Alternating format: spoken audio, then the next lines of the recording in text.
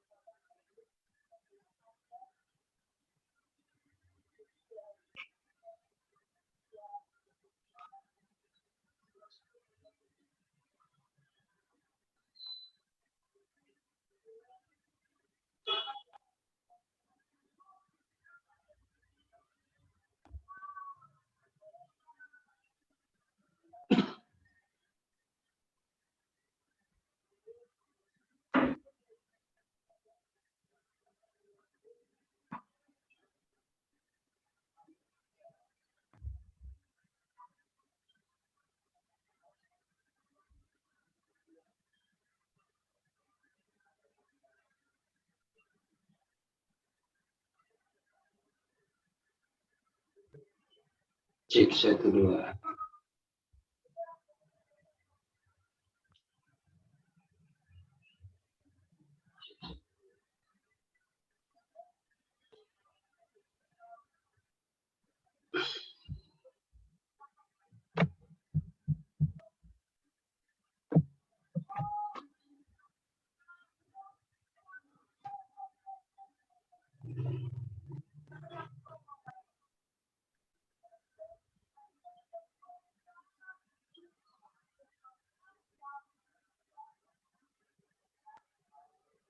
Satu.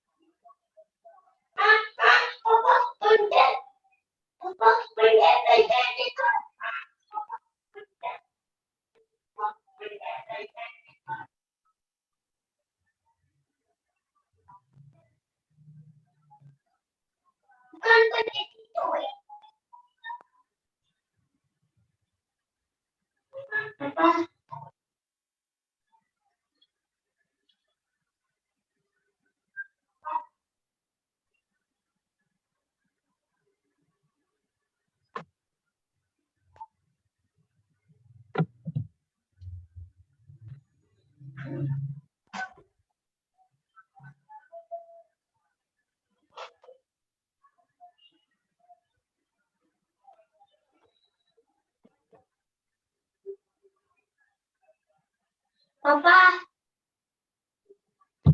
pa, wah,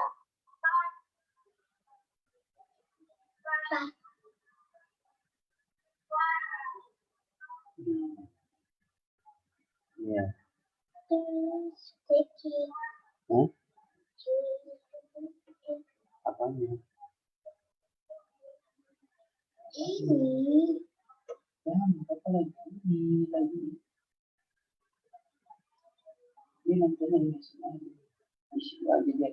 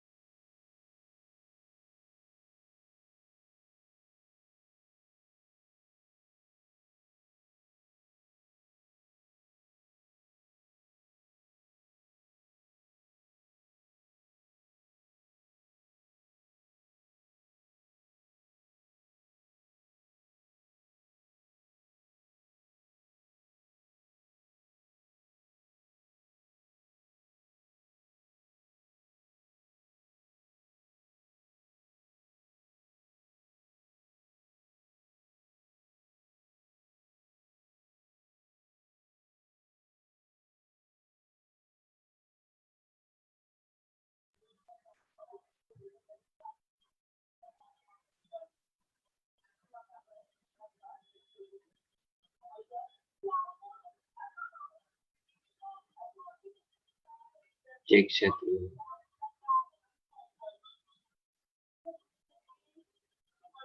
Cek 1.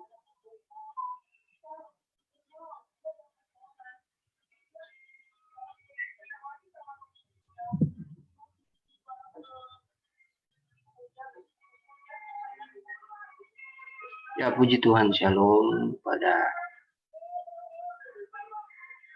saat ini. Kita akan melanjutkan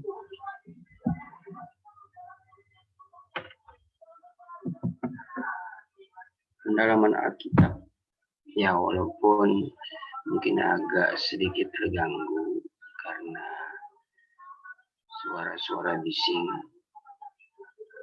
oleh karena kegiatan di lingkungan rumah,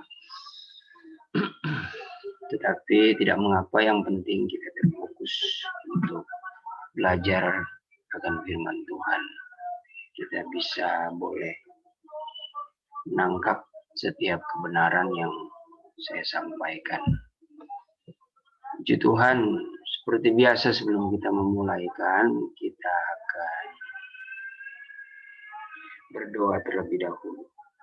Terima kasih Yesus Kristus yang menjadi Tuhan dan Juru Selamat kami. Pada kesempatan pagi hari ini, kami mau belajar akan firman-Mu lewat kitab Sirasar Soleman pada pasal yang ketiga.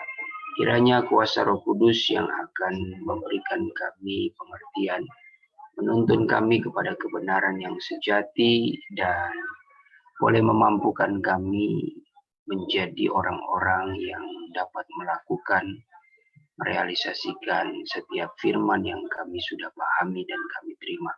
Terima kasih Tuhan, segala bentuk kuasa kegelapan yang mengganggu dengan berbagai cara kami tolak, hancurkan demi nama Tuhan Yesus Kristus. Darah Tuhan Yesus yang berkuasa. Kami sudah berdoa dan ucap syukur memulai acara pendalaman Alkitab pada saat pagi hari ini. Haleluya. Amin. Baik, mungkin beberapa waktu yang lalu kita sudah membahas kitab Sirasar Soleman atau Kidung Agung dalam terjemahan baru. Pasal yang ketiga ayat yang pertama ya. Ayat yang pertama hanya memang karena beberapa kegiatan yang ada di bulan akhir November, Desember, ya, jadi ada kesibukan sehingga banyak kali tertunda. Ya, mohon dimaafkan. Dan saat ini di tahun yang baru, semoga dengan semangat yang baru, kekuatan yang baru, hikmat yang daripada Tuhan, boleh kita sama-sama belajar ya. Mungkin agak sedikit mengulang, tetapi tidak mengapa karena saya juga sudah mempersiapkannya lewat PowerPoint yang ada, supaya lebih mudah ya dimengerti dengan beberapa catatan yang materi sebagai materi, supaya saudara juga bisa turut membacanya dan dapat mencerna setiap penjelasan saya. Puji Tuhan. Ayat yang pertama pada pasal yang ketiga, bahwa pada suatu malam, ya bukan suatu ya, pada suatu malam di atas tempat tidurku, aku mencari kekasih hatiku, aku mencari tetapi tiada kudapati akan dia. Maka kataku, titik dua.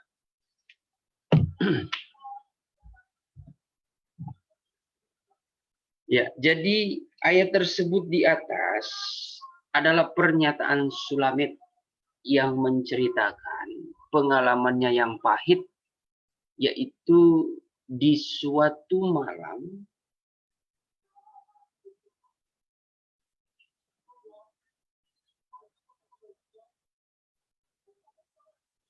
dia kehilangan kekasihnya Sulaiman, ya, atau bahasa terjemahan baru Salomo.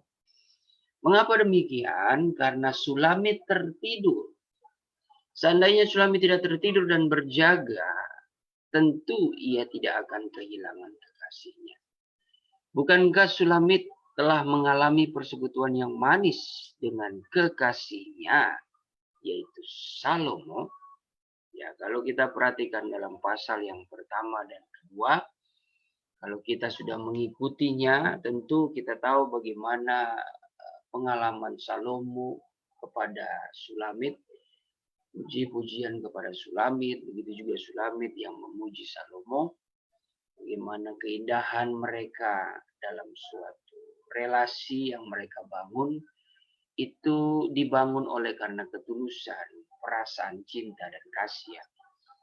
Nah, tapi kasusnya dalam pasal yang ketiga, tampaknya di ayat pertama itu suatu ungkapan bahwa Sulamit ditinggal oleh Salomo. Sehingga ungkapan kalimatnya itu seperti tadi ya. Pada saat Sulamit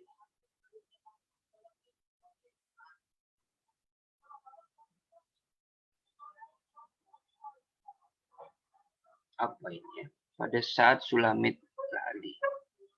Sebentar, cek.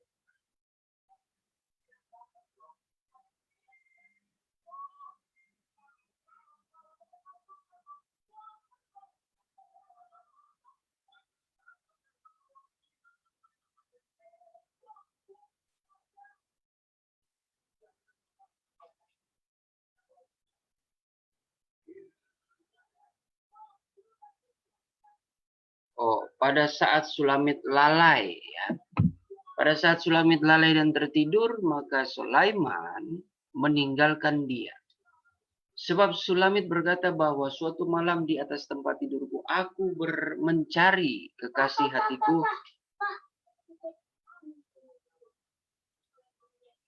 Bentar.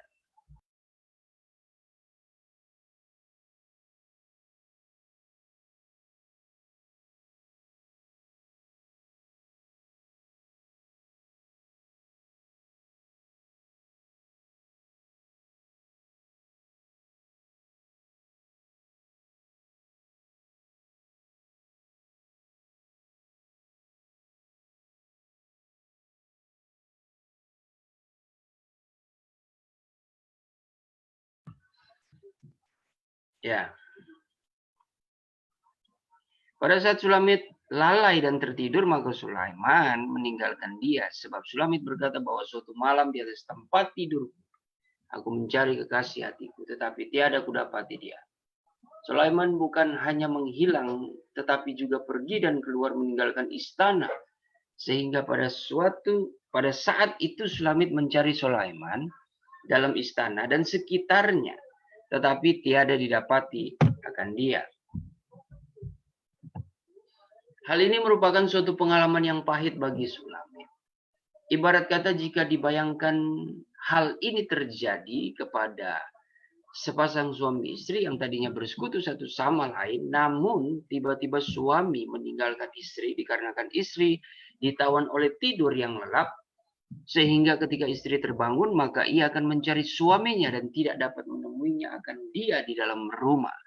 Apalagi jika suami meninggalkan rumah tanpa berpesan terlebih dahulu. Demikian juga menjadi pengalaman gereja pengantin ketika mengalami tertidur rohani. Maka gereja pengantin akan mengalami kehilangan aku. Ya, mungkin sebelum saya menjelaskan bahwa ini merupakan suatu materi, catatan yang saya ambil dari buku pelajaran. Jadi buku pelajaran ini ungkapannya itu sesuai dengan apa yang Tuhan sampaikannya lewat karunia. Jadi ada kata aku di sini sebenarnya menunjuk kepada Yesus Kristus ya. Dalam penglihatan, dalam suatu nubuatan seperti kita tahu ya. Seperti kita tahu dalam persekutuan penyembahan ketika mungkin paling sering itu Ibu Gembala bernubuat bahwa di situ seringkali ada perkataan aku mengasihi kamu. Itu bukan berarti Ibu Gembala ya, mewakili Ibu Gembala yang mengatakan aku mengasihi kamu yaitu kepada jemaat, tidak. Tetapi itu merupakan penyampaian langsung daripada Tuhan melalui ilham, melalui karunia. Jadi kata aku di situ mewakili daripada Yesus Kristus yang disampaikan melalui rohnya, ya, melalui hamba Tuhan. Jadi begitu juga prosesnya sama, ya, seperti adanya materi ini, ya, tulisan-tulisan ini hanyalah sekedar dipindahkan saja, diteruskan saja dalam suatu bentuk tulisan, ya, tidak ditambahi dan tidak dikurangi. Apa adanya dituliskan. Jadi di situ kita menemukan ada kata aku menunjuk kepada Yesus Kristus. Ya. Dan tentu bahasa dalam materi ini adalah bahasa terjemahan nama. Demikian juga menjadi pengalaman gereja pengantin ketika mengalami tertidur rohani, maka gereja pengantin akan mengalami kehilangan. Saudara yang dikasihi Tuhan, ini sudah menjadi suatu gambaran secara rohani melihat bagaimana Sulamit yang terkejut, ya. Oleh karena dia tertidur, dia tiba-tiba kehilangan suaminya. Nah, maka secara rohani seperti apa yang sudah dituliskan bahwa kalau kita sebagai gereja pengantin, sebagai Sulamit, ya, sebagai kekasihnya Tuhan, jikalau mengalami tertidur rohani, maka kita akan kehilangan kekasih kita, yaitu Yesus Kristus. Sehingga gereja pengantin akan mengalami kepahitan, seperti apa yang dialami Sulamit yang diakibatkan kurang memperhatikan nasihat dan teguran firman Tuhan. Jadi tertidur rohani itu digambarkan dalam suatu aplikasi kehidupan kita yang menunjuk kepada perbuatan seperti kurang memperhatikan nasihat dan teguran firman Tuhan. Ya. Kurang mengaplikasikan, ya, nasihat saja itu sudah kurang, apalagi mengaplikasikannya, apalagi melakukannya. Tentu akan sama, ya, sesuai dengan apa yang kita tangkap, ya, sesuai dengan pengertian. Kalau pengertian yang kita tangkap itu sedikit, maka ya, seseorang akan melakukan sesuai apa yang dia pahami.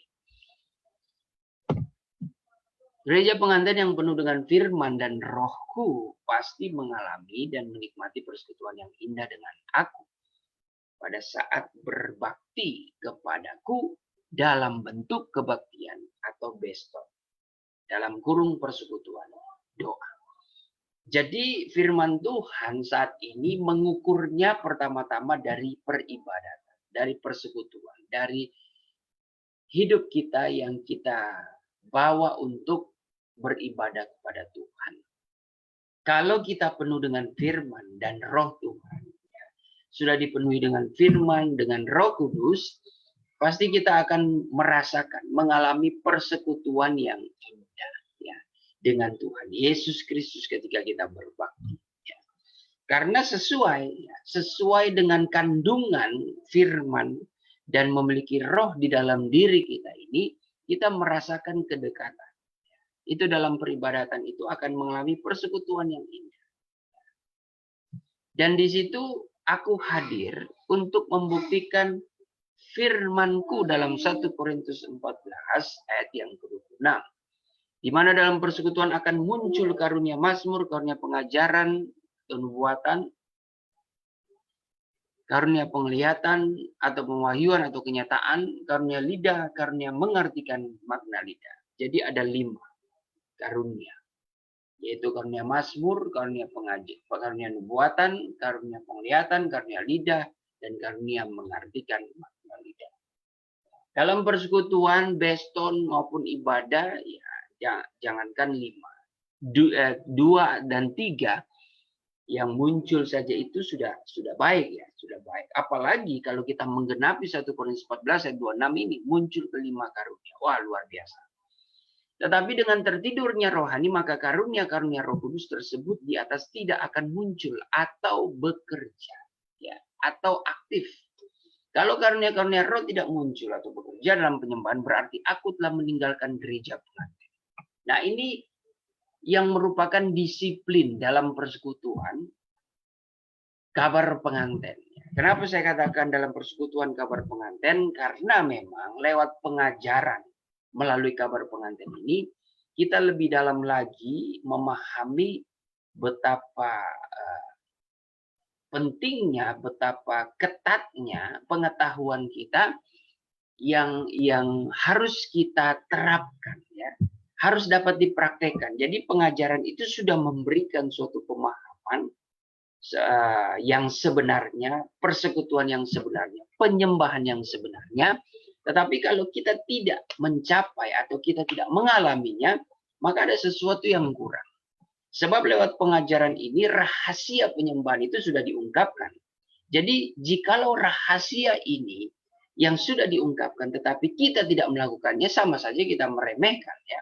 Karena berbicara tentang pengajaran, berbicara tentang rahasia hati Tuhan. Kalau berbicara tentang rahasia hati Tuhan, maka sama situasi keadaannya seperti Salomo yang begitu mencintai Sulamit, sehingga dia memberikan segala apa yang dia miliki, terlebih hatinya. Bahkan Salomo senantiasa mengungkapkan secara jujur, secara terang-terangan apa yang terkandung dalam hatinya, bahwa dia sangat mencintai Sulamit. Begitu juga Yesus Kristus yang mencintai gereja, saya dan saudara. Tentu gereja yang disiapkan untuk menjadi pengantinnya Tuhan, maka Tuhan senantiasa membuka rahasia hatinya. Bagaimana persekutuan. Penyembahan itu berbicara tentang suatu persekutuan yang erat, yang intim. Dan Tuhan mengungkapkan itu bagi kita sebagai gereja pengantinnya. Tapi kalau seorang sudah mengungkapkan isi hatinya, tapi kita menolak, itu kan akan mengecewakan. Pasti akan mengecewakan, akan membuat dia menjadi putus asa, bahkan menjadi sakit hati, ya. Yaitu secara realitanya seperti itu. Nah, begitu juga Tuhan kalau sudah mengungkapkan rahasia penyembahan, persekutuan lewat pengajaran, tapi kita tidak melakukannya, maka saat itulah sesungguhnya Tuhan itu seperti diremehkan. Tuhan Yesus yang menggambarkan tentang firman Allah yang sudah diberikan kepada kita, tampaknya kita sudah cuma mengerti saja, namun tidak sanggup untuk melakukannya. Nah, salah satunya gambaran kalau tidak ada karunia roh yang bekerja di dalam peribadatan, berarti kita sudah mengalami tertidur rohani, ya. Karunia roh yang tidak bermunculan atau bekerja dalam penyembahan, ada sesuatu yang terjadi. Kita mengalami ketiduran rohani. Makanya penyembahan di dalam peribadatan kita yang sudah memahami akan pekerjaan roh, penting jangan cuma memahami, tapi kita mempraktekkan. Ya. Jangan menghambat pekerjaan roh itu, walaupun memang berbahaya, ya. Banyak orang, banyak gereja memanfaatkan dengan kalimat jangan mendukakan roh, jangan menghambat pekerjaan roh, jangan menghalangi kebebasan Roh Kudus untuk menguasai kita. Ya. Banyak gereja dengan kalimat seperti itu, tetapi praktek ibadahnya, penyembahannya itu jadi kacau. Gitu. Karena dengan dasar pemahaman roh itu sebebas-bebasnya berkarya.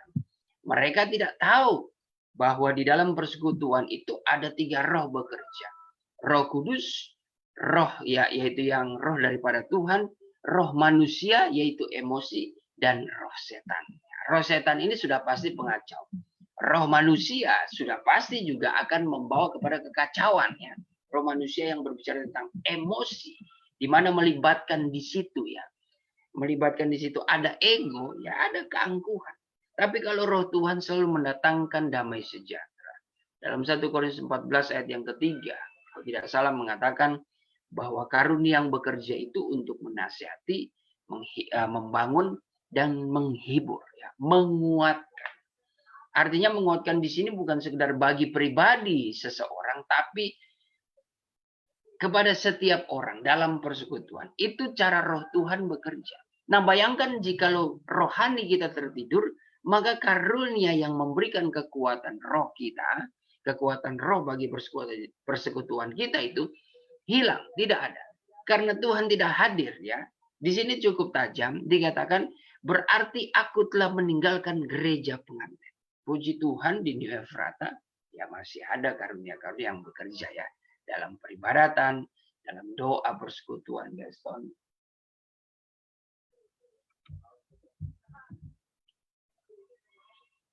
Ya, sebentar ya.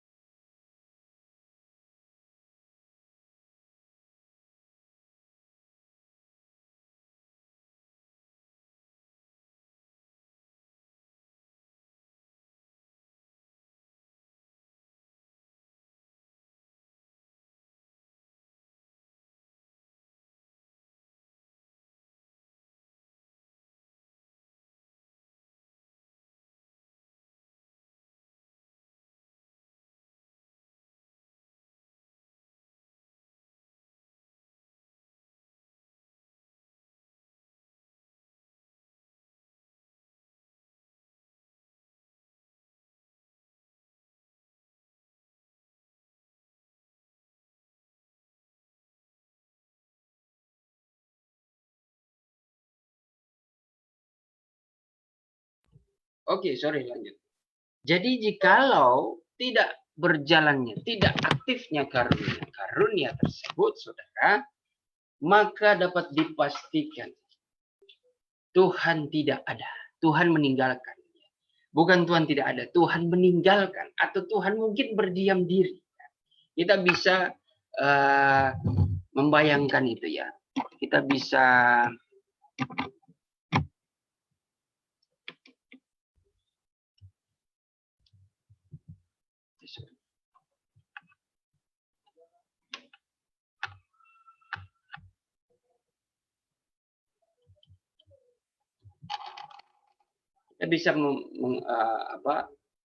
menggambarkan itu ya, bagaimana dalam persekutuan yang tidak berjalan sebagaimana mestinya ya, sesuai dengan apa yang sudah diajarkan kepada kita, dan itu tidak terwujudkan ya, bisa berarti tampaknya Tuhan tidak berkenan ya, untuk melakukan sesuatu. Makanya saya pernah sampaikan ya, dengan hikmat Tuhan bahwa sesungguhnya rahasia kita berjumpa dengan Tuhan itu kita sudah tahu,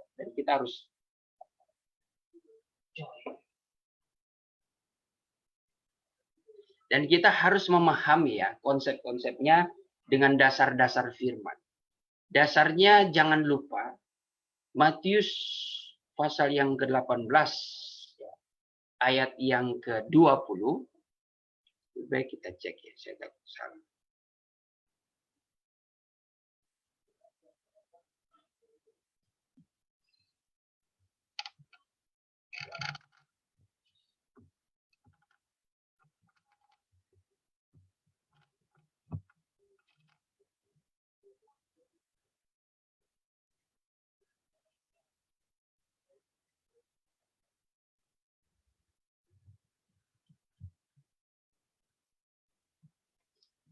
Ya, betul. Matius 18 ayat yang ke-20. Sebab di mana 2 atau 3 orang berkumpul dalam namaku, di situ aku ada di tengah-tengah mereka. Itu kunci pertama, kita memahami bahwa sebuah persekutuan yang bersama-sama kita menyatukan hati untuk mencari firman Tuhan, yaitu sama saja kita menghendaki Tuhan itu hadir di tengah-tengah kita. 2-3 orang berbicara kelompok. Nah, hanya saja rahasia yang lebih dalam itu dalam 1 Korintus 14 ayat 26. Ya, kalimatnya seperti ini.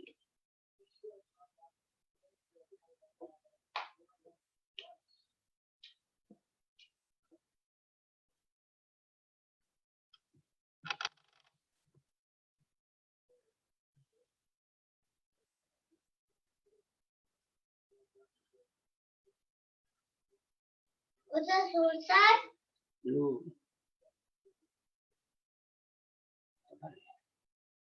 Jadi bagaimana sekarang saudara-saudara, bila mana kamu berkumpul, hendaklah tiap-tiap orang mempersembahkan sesuatu. Yang seorang mazmur, yang lain pengajaran, atau penyataan Allah, atau karunia bahasa roh, atau karunia untuk menafsirkan bahasa roh, tetapi semuanya itu harus dipergunakan untuk membangun.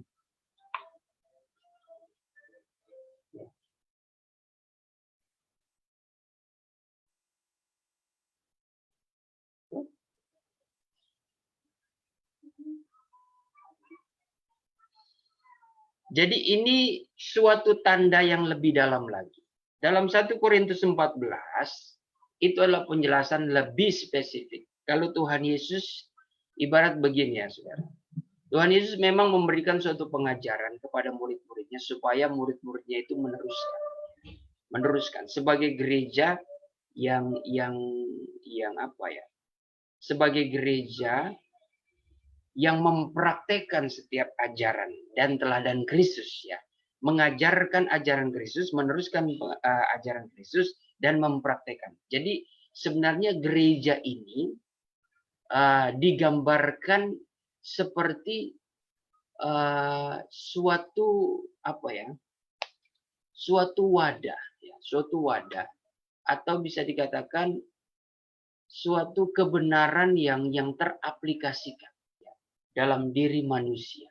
Itu Tuhan berkata lewat gereja. Seperti Tuhan Yesus ketika berada di dalam dunia, dia selalu mengatakan bahwa aku ini diutus oleh Bapa. Hanya menyampaikan apa yang Bapa katakan. Dan itu yang aku katakan. Dan itu yang aku lakukan. Nah, begitu juga itu diteruskan kepada gereja.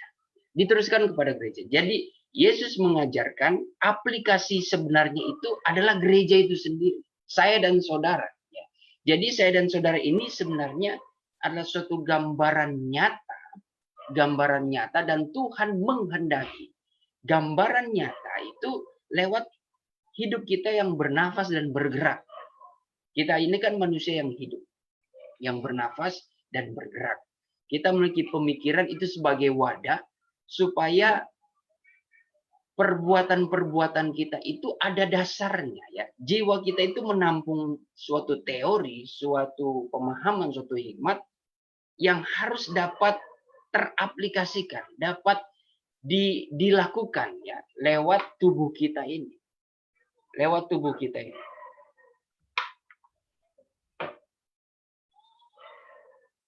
Lewat tubuh kita ini supaya kita ini betul-betul dapat menggambarkan kehidupan Kristus dalam hidup kita. Nah, itu suatu suatu pesan, suatu amanat yang diberikan kepada kita sebagai gereja. Nah, makanya dalam persekutuan yang benar ya memang kita hadir ya, 2-3 orang minimal hadir atas nama Tuhan, maka di situ Tuhan ada. Nah, rahasianya Paulus menjelaskan lebih spesifik lagi, lebih dalam 1 Korintus 14 bagaimana ada manifestasi Roh Kudus di mana di situ membuktikan Allah bukan sekedar hadir, tapi dia melayani kita.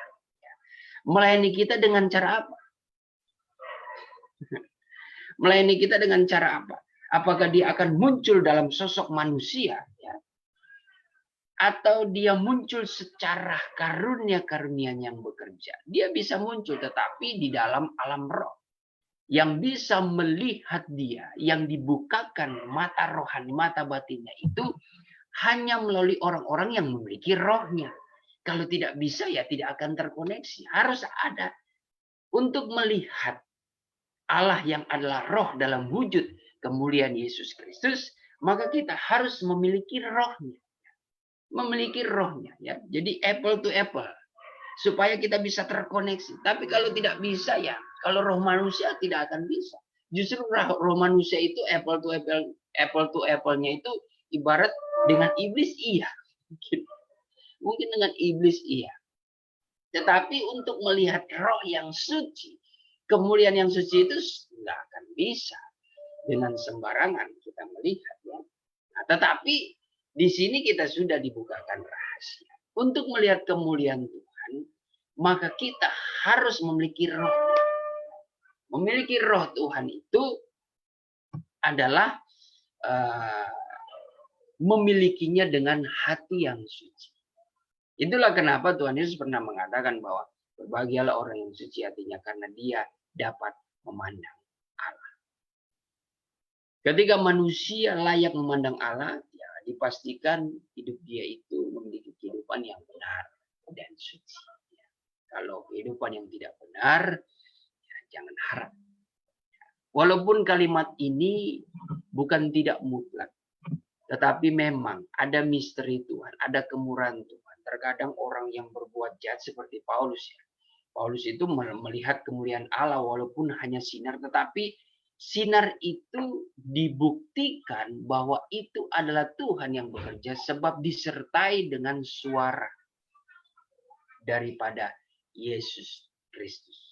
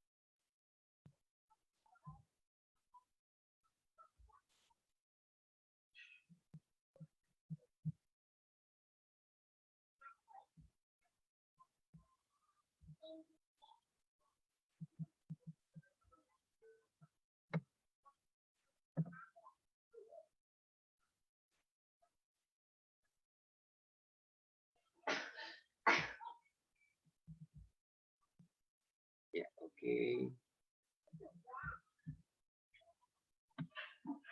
Ya, selanjutnya kita akan lanjut ya. Jadi saudara sudah mengerti ya dalam suatu persekutuan. Nah, artinya menyempurnakan pemahaman kita dalam materi ini, karunia-karunia roh tidak muncul atau bekerja dalam penyembahan berarti aku telah meninggalkan gereja pengantin. Dalam Sirul Asar Soleman 1 ayat yang ke-9 adalah merupakan teguran pertama bagi gereja pengantin. Supaya berhati-hati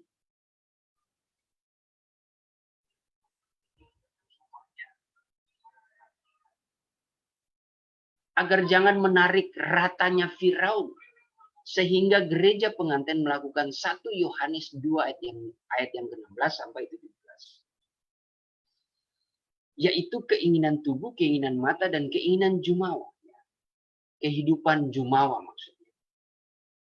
Ya artinya oleh karena keinginan untuk meninggikan diri, ya, untuk menunjukkan dirinya hebat, itu kehidupan jumawa. Ya.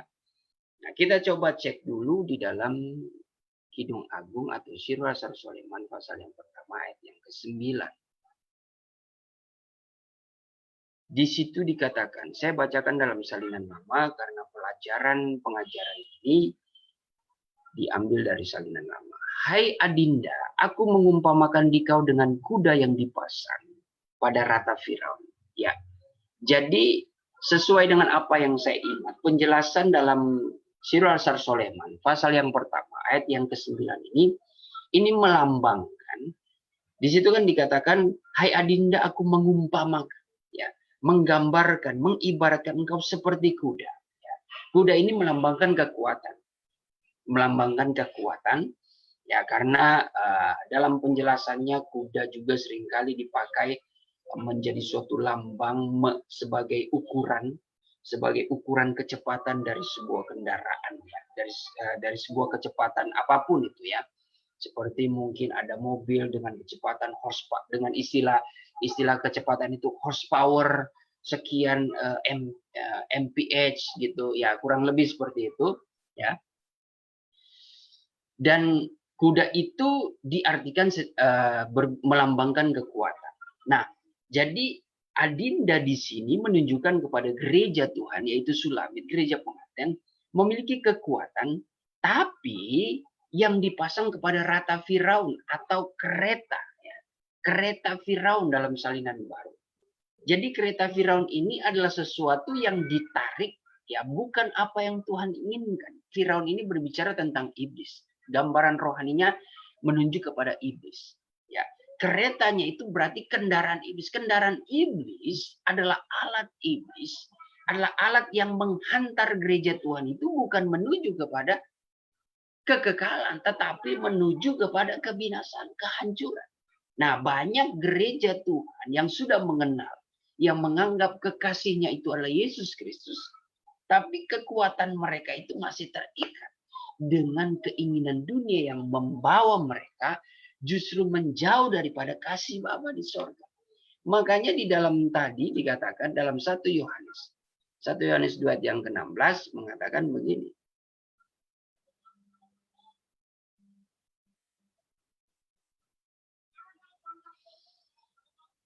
Karena segala yang ada di dalam dunia, saya bacakan dalam salinan. Karena segala,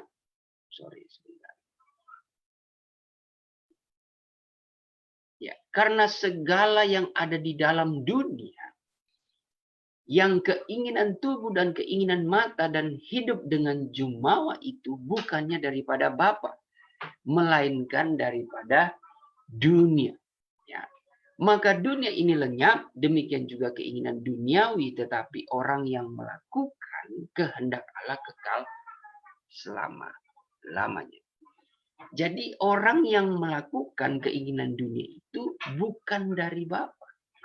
Kalau salinan baru mungkin lebih mudah dimengerti. Bukanlah berasal dari Bapa, melainkan dari dunia.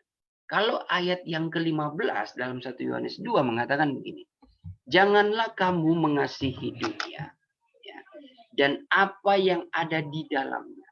Jikalau orang mengasihi dunia, maka kasih akan Bapa tidak ada dalam orang itu. Jadi ketika kita sebagai gereja Tuhan yang diumpamakan menarik rata Firaun, sesungguhnya kekuatan kita itu sebenarnya kekuatan oleh karena kita demi menarik, demi mengikatkan diri kita itu terhadap keinginan dunia. Dan keinginan dunia itu adalah suatu perasaan yang timbul, ya, yang dari dasar kasih, tetapi bukan mengasihi Bapa, bukan mengasihi Yesus Kristus dalam kemuliaan Bapa di sorga, melainkan mengasihi kemuliaan dunia. Kita tertarik oleh kemanisan dunia, kita tertarik oleh kerajaan dunia, kita tertarik oleh segala kemewahan-kemegahan dunia. Dan dunia ini menjadi alat iblis untuk mempengaruhi orang-orang supaya datang atau bisa menyembah Dia. Saudara telah baik-baik apa yang saya katakan. Ya. Iblis memakai dunia, kerajaan ini supaya gereja itu bisa datang menyembah, percaya kepada Dia dan menyembah Dia, ya, demi mendapatkan kerajaan. Iblis bisa memberikan kerajaan. Ayat ini ada di dalam Matius 4, ya. Matius 4 ayat yang ke-7, ya.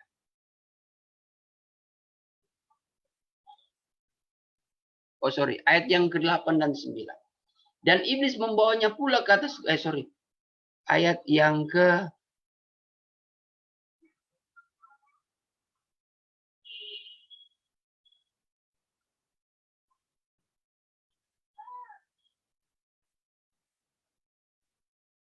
ayat yang ke-8 dan 9. Dan iblis membawanya pula ke atas gunung yang sangat tinggi dan memperlihatkan kepadanya semua kerajaan dunia dengan kemegahannya. Dan berkata kepadanya, semua itu akan kuberikan kepadamu jika engkau sujud menyembah aku. Ini perkataan yang terjadi antara dialog iblis dengan Yesus pada saat itu. Perhatikan, iblis membawanya pula ke atas gunung yang sangat tinggi. Ini memiliki pengertian rohani. Iblis memang terkadang membawa manusia itu, menggoda manusia, dia puji dulu. Supaya manusia itu terangkat egonya ke tempat yang tinggi. Dan di tempat yang tinggi, manusia kalau sudah hidup dalam ego, dia sudah berada di tempat yang tinggi menurut dia, menurut anggapan dia. Nah, ketika manusia sudah berada di zona egonya, saudara, saat itulah sangat mudah iblis mempengaruhi, ya. Sehingga iblis menawarkan, lihat, kalau engkau sudah melihat di tempat yang tinggi, lihatlah semua kerajaan dan dunia, ya, kerajaan dunia ini dan kemegahannya. Aku memperlihatkan kepadamu kerajaan dunia dengan kemegahannya. Dan iblis menawarkan, kalau engkau bisa, kalau engkau semuanya itu akan aku berikan asalkan engkau mau sujud menyembah. Manusia seringkali banyak jatuh, ya, di hal-hal dunia ini. Banyak. Karena iblis pertama merayu kita, mengangkat kehidupan kita. Cara iblis itu selalu mengangkat kehidupan kita, ya. Artinya mungkin secara realitanya begini, saudara. Kita sebagai orang percaya, ada memang cara iblis mengangkat kita.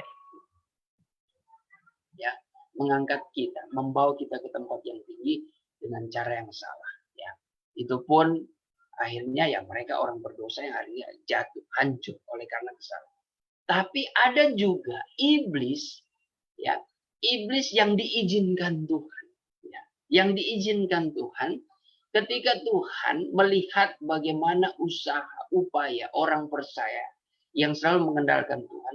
Ketika Tuhan mengangkat kehidupannya, ya, sesungguhnya itu rentan, sangat rentan. Ya, saya pernah sampaikan bahwa seperti Daud. Daud yang sudah di puncak tertinggi, tapi ternyata ketika dia lengah, dia merasa sudah menjadi raja yang dihormati, yang tidak pernah kalah dalam peperangan, ya, pemerintahannya. Sehingga ada satu masa dia lengah. Di waktu biasanya, ya, setiap raja-raja berperang dia tidak berperang. Dia pikir dia suruh saja anak buahnya itu pun bisa dikalahkannya. Musuh-musuh. Dia santai. Dia tidak berjaga-jaga. Akhirnya dia jatuh, saudara. Oleh karena perempuan itu. Perempuan di sini sebenarnya menggambarkan sudah melibatkan ada keinginan mata. Keinginan mata yang turun kepada keinginan tubuh. Ya, ada keinginan mata yang turun kepada keinginan tubuh. Dan ketika itu sudah ada, waduh, sesungguhnya disitulah ada suatu pelanggaran. Terjadinya pelanggaran itu karena jumawa kita, ya. Karena ketika ego dalam diri Daud itu, dia sudah kabur melihat perintah-perintah Tuhan. Itu semua sudah lupa. Segala ingatan, segala perasaan takut akan Tuhan, hadirat Tuhan, kekudusan firman tentang bait Allah, kehidupan yang suci, berkat-berkat Tuhan, mujizat Tuhan, itu sejenak hilang. Oleh karena sudah dikuasai keinginan dunia, makanya dia melakukan hal-hal yang najis dan tercela. Ya, hati-hati orang Kristen di akhir zaman ini. Ya, bukan hati-hati di akhir zaman ini karena sudah banyak juga orang-orang percaya yang bukan melibatkan jemaat saja, tapi melibatkan pemimpin-pemimpin tertinggi malah. Jabatan-jabatan tertinggi seringkali jatuh di dalam kehidupan yang kotor. Jatuh di kaki perempuan. Godaan-godaan yang mereka tidak tahan. Itu berbahaya. Ya, kalau sudah berbicara tentang jatuh di kaki perempuan, itu sudah melibatkan harta, kekayaan, jabatan, popularitas. Itu sudah lengkap. Iblis kalau menjerat itu, waduh, dia tidak tanggung-tanggung. Dia begitu liciknya. Ya, begitu liciknya menjerat, memberikan perangkap. Kalau kita tidak hati-hati, kita tidak membiasakan diri kita, mata yang merupakan pelita bagi tubuh kita ini, tubuh yang kita persembahkan kepada Tuhan, yang harusnya kita selalu bawa kepada kekudusan hidup. Tapi kalau mata ini sudah gelap, tidak ada pelita firman, mata rohani maksudnya, ini sudah tertutup betapa gelapnya tubuh kita. Maka kita akan meraba-raba, disitulah kita tidak menyadari yang kita raba, yang kita cari langkah itu. Sudah terperangkap dalam perangkapnya iblis. Nah, ini sangat berbahaya. Ketika kita tidak sudah terikat menarik ya, tertarik akan rata Firaun ya. Kereta kendaraannya iblis, bukan kendaraannya Tuhan. Kendaraannya Tuhan itu adalah firman. Kendaraan Tuhan itu sebenarnya berbicara tentang pekerjaan Tuhan. Kalau kita tidak menyadari itu, kita tidak menyukai pekerjaan Tuhan, saudara tidak harus jadi gembala, tidak harus jadi hamba Tuhan. Saudara membantu melayani di gereja, dan saudara ada semangat, selalu ada semangat di situ. Itu sama saja saudara bagaikan kuda yang menarik rata Tuhan, ya, yang menarik kendaraan Tuhan. Karena di situ engkau bertanggung jawab, kan ada penumpang dalam sebuah kereta. Di situ ada jiwa-jiwa yang engkau tarik. Dan kekuatanmu itu engkau pakai sesuai dengan apa yang Tuhan inginkan. Jadi kekuatan itu dimanfaatkan kepada hal-hal yang betul. Ya, itu kekuatan kita, kekuatan iman kita itu talenta karunia kita pakai sesuai pada tempatnya yang diinginkan Tuhan. Nah, makanya ada kekuatan kita. Maaf, karunia talenta kita tempatkan itu untuk melakukan hal yang tidak Tuhan inginkan. Nah, banyak kali gereja jatuh di hal-hal seperti itu. Tapi puji Tuhan, saat ini firman Tuhan mengingatkan kepada kita, hati-hati dengan segala keinginan tubuh, keinginan mata, dan keinginan jumawa. Ini menjadi peringatan bagi kami juga sebagai hamba Tuhan. Ya, banyak sekali tantangan. Terkadang kalau iblis tidak mampu merubah kita menjadi orang jahat, dia akan membuat kita menjadi orang yang yang selalu mengingat akan pergumulan-pergumulan, ya, yang akhirnya jadi mengasihani diri sendiri. Ya, kok hidupku banyak tantangan, kok hidupku melarat begini, kok hidupku ini difitnah, dihina, direndahkan, diremehkan, sehingga membuat kita menjadi sedih. Ya, iblis mungkin tidak mampu mempengaruhi firman kita. Firman yang kita miliki. Orang berbuat jahat, kita tetap berbuat baik. Tapi ada masa-masa perenungan. Nah, bagaimana manusia itu memiliki berkonsultasi, berdialog dengan jiwanya sendiri. Ya, di situ dalam percakapan manusia dengan jiwanya ada gangguan iblis juga di situ. Sedangkan percakapan kita dalam penyembahan dengan Tuhan, itu pun iblis masih bisa menyusup. Apalagi kita berbicara dengan jiwa kita yang tadinya kita memberikan semangat. Puji Tuhan, kita melayani pekerjaan Tuhan. Puji Tuhan, saya masih boleh bekerja di perusahaan yang cukup gajinya. Puji Tuhan, saya mempunyai keluarga yang baik. Puji Tuhan, saya mempunyai istri, mempunyai suami yang baik. Tapi terkadang dalam dialog itu ada suatu intimidasi yang membuat kita jadi pesimis. Jadi teringat masa lalu. Wah, kalau dibandingkan dulu kayaknya lebih enak ya. Lebih bebas dulu. Lebih mudah mendapatkan uang daripada ketika saya mengenal kebenaran. Ketika saya melibatkan dalam pekerjaan Tuhan. Kok semakin susah ya. Walaupun firman Tuhan melawan itu dalam pikiran kita. Sesungguhnya ya itu kebenaran. Dan engkau tidak perlu takut. Bahwa proses yang terjadi membuat kita seolah-olah mungkin merasa susah, mengalami kesesakan, tapi ada kemenangan. Ya. Bukan itu tujuan kita, bukan itu akhir kita. Tapi itu menjadi batu loncatan. Namun iblis selalu, bukan. Justru itulah hidup dalam kebenaran. Engkau akan jatuh sakit, engkau akan jatuh miskin, engkau akan menjadi orang yang pecundang. Lebih baik engkau hidup realistis saja. Engkau mudah mendapatkan uang, mendapatkan kekayaan, mendapatkan koneksi, mendapatkan teman, dan sebagainya. Engkau pun bebas melakukan apapun menurut mengikuti hawa nafsu, apa yang engkau suka, apa yang engkau inginkan. Itu bisa engkau dapatkan dengan mudah daripada engkau masuk kebenaran. Itu cara iblis. Dia memutar balikan dengan perkara realita. Ya, iblis memang sangat mudah sekali. Kenapa iblis begitu gampang berbicara tentang realita? Hal-hal yang realistis dalam dunia. Ya karena memang sesuatu hal yang realistis itu terjadi di dunia nyata. Di dunia nyata. Tetapi sesungguhnya iman kita berbicara, kita harus meninggalkan semuanya itu. Ini berat. Ini suatu kenyataan yang berat. Ya. Suatu kenyataan yang berat sehingga membuat kita seolah-olah menjadi orang yang justru tidak dapat melakukan apa-apa. Padahal saudara, bukan itu yang Tuhan inginkan. Tuhan bisa memberkati kita, tetapi Tuhan menginginkan kita memang harus meninggal, bukan menjadi serupa dunia ini. Itu memang berat.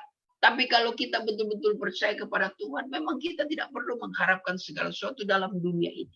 Justru kita bekerja, memberi pengamalan yang baik dalam hidup kita, supaya kita menikmati kebahagiaan yang kekal. Nah, ini yang seringkali bertentangan, beradu dalam logika. Kita ini hidup untuk mencari bahagia. Kita hidup untuk mati. Nah, ketika kita berpikir seperti itu, kita persoalkan, disitulah iblis. Disitulah kekalahan kita, saudara. Karena memang kita mau tidak mau, kita harus mengalami kematian. Tidak ada manusia yang luput dari mati. Ya. Jangan nanti kita menyesal ketika kita sudah mati diperhadapkan dengan Bapa di dalam pengadilan. Ya. Engkau yang berusaha mati-matian meninggalkan sesuatu yang benar demi mengikuti keinginan kita. Dengan engkau berkata dalam dirimu, ini hal yang realistis kok. Banyak juga yang mungkin dalam percintaan di dalam dunia ini, ya kita kalau hidup mencintai seseorang harus realistis. Ya betul. Sekarang bagaimana ketika kita berdialog dengan Tuhan? Tuhan mengasihi kita. Lalu kita berkata, kalau kita mengasihi Tuhan, ya tentu. Kalau Tuhan mengasihi kita dan kita mengasihi Tuhan, kita harus yang realistis. Sehingga kalimat realistis itu kita gambarkan, ya pasti ada sesuatu materi yang kita butuhkan. Ya semakin banyak materi, ya kita servisnya pun, ya, artinya melayani Tuhan pun kita akan semakin luar biasa lagi. Itu realistis. Ya. Terkadang ada pemahaman seperti itu, memang secara logika betul juga. Tapi kita sebagai orang-orang rohani, katakan tidak seperti itu. Ya. Hal yang realistis bagaimana kita melakukan itu Tuhan dengan segenap hati kita tanpa terpengaruh apapun. Ya. Tuhan menginginkan jiwa kita. Tuhan menginginkan menghendaki keselamatan. Dan keselamatan itu tidak bisa dibayar dengan hal-hal yang realistis. Walaupun memang tindakan-tindakan kita harus realistis, tetapi yang sesuai firman Tuhan. Realistis di sini bukan berarti mengikuti keinginan dalam diri kita, tapi mengikuti keinginan Tuhan. Keinginan Tuhan itu seolah-olah bukan realistis, yaitu keinginan rohani. Ya. Keinginan Tuhan adalah bagaimana kita nanti akan hidup dalam kekekalan. Kalau kita tidak mampu begitu, berarti kita bukan lahir dari surga. Kita lahir dari dunia ini. Kita akan termakan, kita akan binasa. Dengan ungkapan, dengan pemahaman yang realistis. Yang realistis secara pemahaman orang beriman. Bagaimana merealisasikan iman kita. Ya. Perbuatan-perbuatan kita sesuai kehendak Tuhan. Saya percaya itu pun akan melibatkan hal-hal realistis. Hal-hal materi. Ya. Tetapi perlakuan kita dengan dasar iman justru melebihi ya, apa yang orang dunia lakukan. Makanya penting balik lagi dalam hal ini kita diingatkan. Kalau kita mengalami tertidur rohani, sebenarnya Tuhan meninggalkan kita. Ya, Tuhan meninggalkan ya bukan berarti meninggalkan selama-lamanya. Artinya kalau kita akan belajar sepanjang konteks ini kita akan lihat ada memang Tuhan meninggalkan kita dan supaya Tuhan itu kembali kita butuh effort mencari Dia. Seperti Sulamet yang hendak mencari kembali Sulaiman. Tapi agak sulit memang. Agak sulit ya. Lebih baik kita setia. Dalam keadaan apapun kita setia, kita tetap berjaga. Artinya rohani kita tetap menyala. Ya maupun keadaan apapun, seolah-olah angin yang meniup, seolah-olah kita menjaga lilin ya. Menjaga lilin tetap menyala. Tapi bukan berarti kita menjadi apa orang babi ngepet yang menjaga lilin. Bukan. Ini hanyalah suatu gambaran, saudara. Kita menjaga lilin itu tetap menyala dari angin. Angin-angin dunia itu supaya lilin terang hidup kita tetap terjaga. Ya. Bagaimana supaya tetap terjaga? Ya kita harus menjaga hati kita, memelihara hati kita supaya hidup yang daripada firman Tuhan itu tidak padam. Ya. Sehingga kehidupan kita tetap memancarkan, memberikan kehidupan bagi orang-orang sekitar, apalagi dalam persekutuan. Dalam persekutuan, nyatanya karunia-karunia Roh bekerja. Itu memberikan semangat bagi orang. Walaupun saudara bukan orang yang dikenal, ya, saudara hanya jemaat biasa, tapi dengan karunia itu, saudara bisa menjadi public figure. Bisa, saudara bisa dicari-cari orang, ya. Kalau dimanfaatkan bisa saja. Itu bisa menghasilkan duit, maaf kata ya. Bisa menghasilkan duit. Artinya saudara bisa memberikan suatu berita, informasi, ya, kalimat-kalimat yang menguatkan, yang mungkin atas nama karunia engkau bisa memanfaatkan orang-orang yang berduit, engkau bisa memanfaatkan hamba Tuhan juga, engkau bisa memanfaatkan jemaat yang lain dengan karunia, ya. Yang tahu kan cuma saudara dengan Tuhan dan karunia itu. Apakah saudara berbicara betul, benar, sesuai apa yang Tuhan berikan, atau saudara berbicara dusta? Bisa, saudara berbicara dusta pun mereka tidak mau tahu. Asalkan engkau menyatakan itu mengenakan bagi mereka, mereka membuat mereka terkagum, ya saudara akan mendapat untung. Tapi untungnya itu bisa membinasakan, menghancurkan kehidupan saudara. Tapi terkadang hal-hal yang benar yang saudara sampaikan, terkadang memedihkan hati. Terkadang menyakitkan hati. Terkadang tidak sesuai dengan kehendak manusia. Tapi kalau itu daripada Tuhan, sampaikan. Mau enak atau tidak enak, sampaikan. Itu jauh lebih bernilai hidup saudara di hadapan Tuhan daripada saudara berdusta hanya demi kehormatan, mencari hormat dari manusia. Nah, puji Tuhan sampai di sini dulu. Di slide ini keinginan tubuh, keinginan mata, dan keinginan jumawa. Pesan di dalam penjelasan kita pada saat hari ini ajaran tertidur rohani, ya, terutama kita diingatkan oleh Kidung Agung 1 ayat 9, kekuatan yang diberikan Tuhan, artinya berbicara talenta, kemampuan, karunia kita, ya, kepercayaan kita, ya, kekuatan secara lahir ya batinnya maupun kekuatan fisik pun kita pakai itu, tempatkan, posisikan itu untuk melakukan hal yang benar. Sama seperti firman Tuhan mengatakan bahwa kehidupan seseorang di dalam Tuhan itu sebenarnya oleh roh, oleh anugerah Tuhan, hidup mereka itu sudah merdeka. Tapi jangan sampai kemerdekaan yang diberikan Tuhan itu kita pakai untuk melakukan hal yang jahat. Itu tidak boleh. Itu sangat dibenci oleh Tuhan. Sama seperti mencuri kemuliaan Tuhan. Talenta, karunia, kemampuan, kepercayaan yang diberikan Tuhan bagi hidup kita, jangan kita tempatkan untuk mencuri kemuliaan Tuhan. Hanya mencari hormat, hanya mencari keuntungan demi memuaskan keinginan dunia yang dalam diri kita. Sama saja kita seperti kuda yang menarik rata Firaun, menarik kereta Firaun, menarik keretanya iblis, menarik kendaraannya iblis. Kita seperti kuda, ya. Kuda itu yang menarik kereta, menarik kereta. Di situ ada yang mengendalikan kuda. Nah, kita mau menarik kereta Firaun berarti kita dikendalikan. Tapi kalau kita menarik suatu pekerjaan Tuhan itu bukan saja di gereja ya, yang terutama memang diwujudkan secara rohani ya dalam persekutuan itu, dalam ibadah, dalam gereja. Tapi pekerjaan Tuhan itu berbicara juga menghadapi jiwa-jiwa di dunia sekuler. Bagaimana di tengah-tengah dunia ini, bagaimana kita bisa menarik mereka menjadi suatu penumpang ya, yang masuk dalam kereta, dalam pekerjaan, dalam kendaraannya Tuhan, pekerjaannya Tuhan, dan kita menjadi alatnya Tuhan untuk membawa mereka menuju kepada Sion. Seperti dirikanlah alamat ke Sion. Nah, artinya mendirikan alamat ke Sion, membawa ya, memberikan suatu tanda, panji-panji, supaya jadi di masa perang perjanjian lama itu, orang itu kalau bisa mencapai satu tempat itu harus mendirikan, menancapkan panji-panji sebagai tanda, ya, sebagai clue mereka, oh ini jalannya yang benar. Nah, begitu juga seperti bagaimana kita menanamkan pengajaran untuk menuju kepada kekekalan, ya, kita harus mendirikan alamat. Kita harus betul-betul membuat panji-panji keselamatan itu lewat pemberitaan Injil, lewat pengajaran, ya, supaya kita bisa membawa mereka menjadi jiwa-jiwa, menjadi penumpang kendaraan, ya, penumpang ratanya Kristus, supaya kita bisa bawa mereka kepada kemuliaan Bapa yang kekal.